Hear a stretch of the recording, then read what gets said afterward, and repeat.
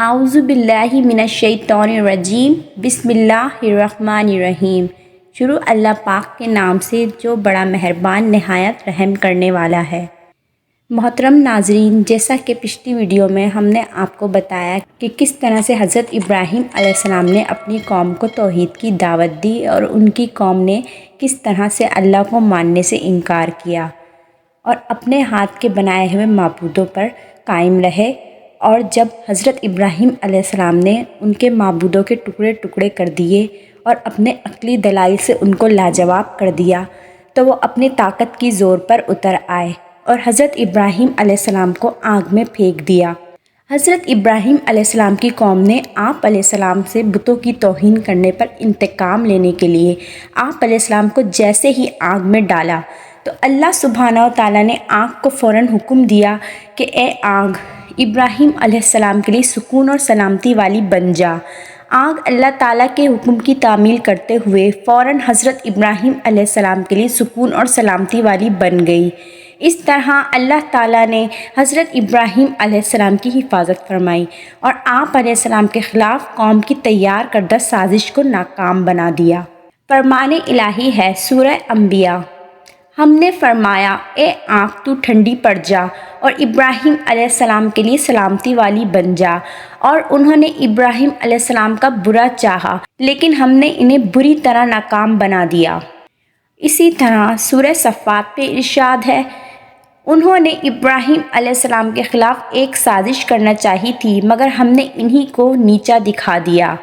اور سورہ عنکبوت میں بھی ارشاد باری تعالیٰ ہے، آخرکار اللہ تعالیٰ نے ابراہیم علیہ السلام کو آگ سے بچا لیا، بے شک اس میں ایمان والوں کے لیے بہت سی نشانیاں ہیں۔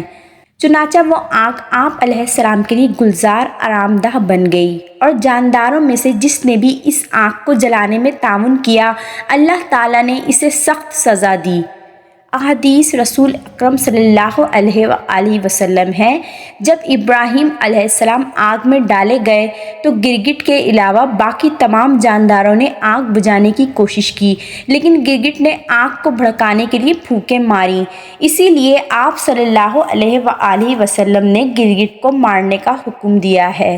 گرگٹ کو جہاں بھی دیکھو مار دو، کیونکہ اس نے ابراہیم علیہ السلام کو جلانے کے لیے بھڑکائی گئی آگ کو تیز کرنے کے لیے پھونکیں ماری تھی۔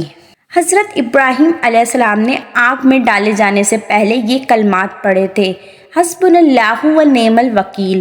ترجمہ، ہمارا اللہ ہی ہمارے لیے کافی ہے اور وہی بہترین کارساز ہے۔ حضرت ابراہیم علیہ السلام کو اللہ تعالیٰ نے قوم کی سازش سے بچا لیا تو نمرود بادشاہ کو اس بارے میں بڑی تشویش ہوئی۔ اس نے سوچا کہ اگر ابراہیم علیہ السلام کی دعوت تبلیغ اسی طرح جاری رہی تو سارے لوگ میری بادشاہت کو بھول جائیں گے، جس سے میری حکومت چلی جائے گی۔ لہٰذا اس نے سمجھانے کے لیے حضرت ابراہیم علیہ السلام کو اپنے دربار میں بلایا اور آپ علیہ السلام سے عقیدے کے بارے میں چند سوالات کیے کہ آپ علیہ السلام باپ دادا کے دین کی مخالفت کیوں کر رہے ہو اور مجھے رب ماننے سے انکار کیوں کر رہے ہو؟ اگر میرے علاوہ آپ علیہ السلام کا کوئی رب ہے تو اس کی پہچان کراؤ۔ آپ علیہ السلام نے نمرود کو اللہ رب العزت کی پہچان کروائی۔ سورۃ البقرہ میں فرمان الہی ہے، کیا آپ نے اس شخص نمرود کا معاملے پر غور نہیں کیا جس نے ابراہیم علیہ السلام سے اس کے رب کے بارے میں جھگڑا کیا جبکہ اللہ نے اسے حکومت دے رکھی تھی؟ جب ابراہیم علیہ السلام نے کہا کہ میرا رب تو وہ ہے جو زندگی اور موت دیتا ہے تو اس نے کہا میں بھی زندہ کرتا ہوں اور مارتا ہوں۔ ابراہیم علیہ السلام نے کہا اللہ سورج کو مشرق سے نکالتا ہے، تو اسے مغرب سے نکال کر دکھا دے۔ یہ بات سن کر وہ کافر لاجواب ہو گیا، اور اللہ ظالموں کو ہدایت نہیں دیتا۔ امام ابن کثیر نے اپنی تفسیر میں بیان کیا ہے، قتادہ، سدی اور محمد بن اسحاق علیہ السلام کا قول ہے کہ نمرود کے سامنے دو ایسے آدمیوں کو پیش کیا گیا جن کے لیے سزائے موت کا فیصلہ ہو چکا تھا۔ نمرود نے ان میں سے ایک کو قتل کرنے کا حکم دیا اور دوسرے کو معاف کر دیا۔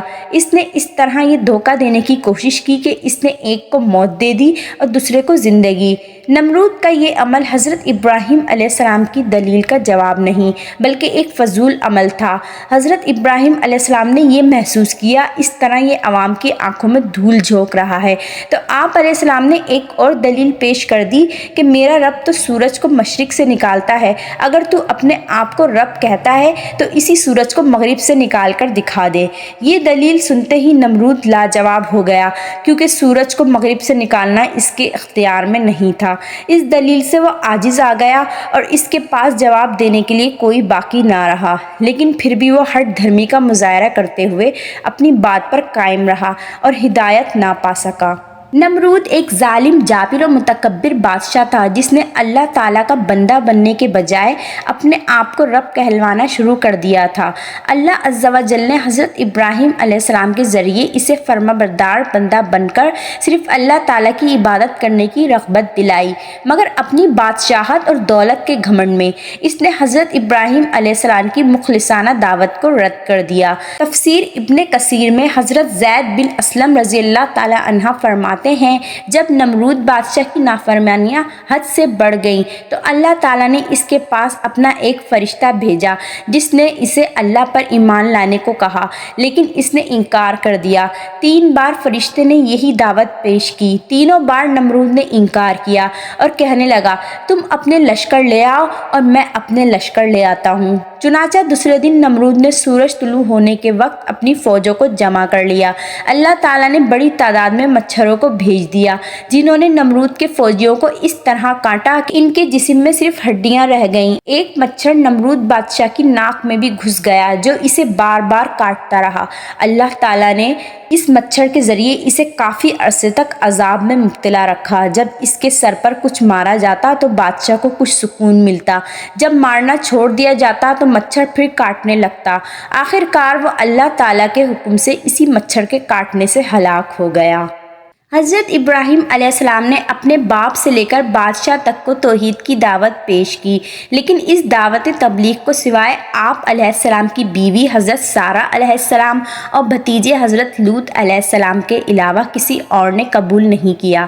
جب آپ علیہ السلام اللہ تعالیٰ کی عبادت کرتے تو آپ کی قوم آپ کو تکالیف پہنچاتی۔ آپ علیہ السلام نے جب قوم کی ہٹ دھرمی، انکار اور کفر پر اصرار دیکھا تو ان سے نا امید ہو کر اللہ رب العزت کے حکم سے اپنی بیوی سارہ اور بھتیجے لوط کو ساتھ لے کر بابل سے ملک شہر ہجرت کی تاکہ وہاں آزادی کے ساتھ اللہ تعالیٰ کی عبادت کر سکیں، جیسا کہ قرآن پاک میں فرمان الہی ہے سورہ عنکبوت۔